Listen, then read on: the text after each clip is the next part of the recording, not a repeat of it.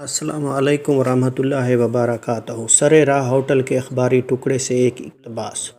بہت عرصہ مجھے اس راز کا پتہ ہی نہ چل سکا کہ ماں کو میرے آنے کی خبر کیسے ہو جاتی ہے۔ میں سکول سے آتا تو دستک دینے سے پہلے دروازہ کھل جاتا، کالج سے آتا تو دروازے کے قریب پہنچتے ہی ماں کا خوشی سے دمکتا چہرہ نظر آ جاتا۔ وہ پیار بھری مسکراہٹ سے میرا استقبال کرتی، دعائیں دیتی اور پھر میں صحن میں اینٹوں سے بنے چولہے کے قریب بیٹھ جاتا۔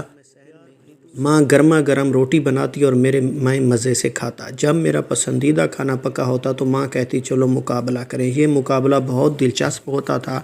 ماں روٹی چنگیر میں رکھتی اور کہتی اب دیکھتے ہیں کہ پہلے میں دوسری روٹی پکاتی ہوں یا تم اسے ختم کرتے ہو۔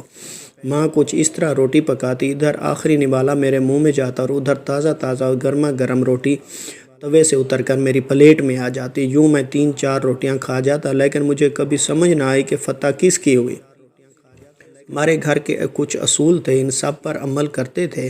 ہمیں سورج غروب ہونے کے بعد گھر سے باہر نکلنے کی اجازت نہیں تھی، لیکن تعلیم مکمل کرنے کے بعد مجھے لاہور میں ایک اخبار میں ملازمت ایسی ملی کہ میں رات گئے گھر آتا تھا۔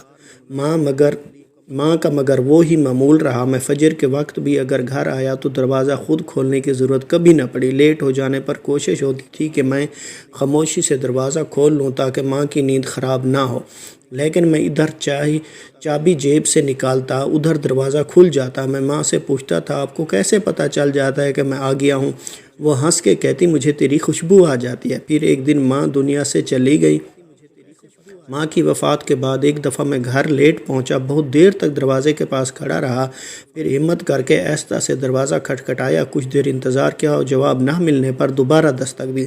پھر گلی میں دروازے کے قریب اینٹوں سے بنی دہلیز پر بیٹھ گیا، سوچوں میں گم، نہ جانے میں کب تک دروازے کے ساتھ ٹیک لگائے بیٹھا رہا، پتہ نہیں میری آنکھ کب لگی۔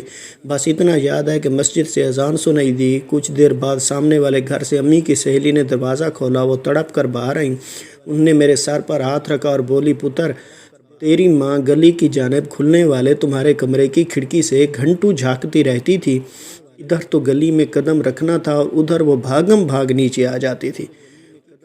وہ بولی پتر تیرے لیٹ آنے، رات گئے، کچن میں برتنوں کی آوازوں اور شور کی وجہ سے تیری بھابھی بڑی بڑبڑ کیا کرتی تھی کیونکہ ان کی نیند خراب ہوتی تھی۔ پھر انہوں نے ابدیدہ نظروں سے کھڑکی طرف دیکھا اور بولی پتر ہنے کھڑکی کدی نہیں کھولے۔ کچھ عرصے بعد میں لاہور سے اسلام آباد آ گیا، جہاں میں 11 سال سے مقیم ہوں۔ سال میں 1-2 دفعہ میں لاہور جاتا ہوں۔ میرے کمرے کی وہ کھڑکی اب بھی وہیں موجود ہے، لیکن ماں کا وہ مسکراہٹ بھرا چہرہ مجھے کبھی نظر نہیں آیا۔ ماں باپ کے سائے کی ناقدری مت کر نادان، دھوپ بہت کاٹے گی جب شجر کٹ جائے گا۔ منقول۔ سدا خوش رہے، سلامت رہے، اللہ حافظ۔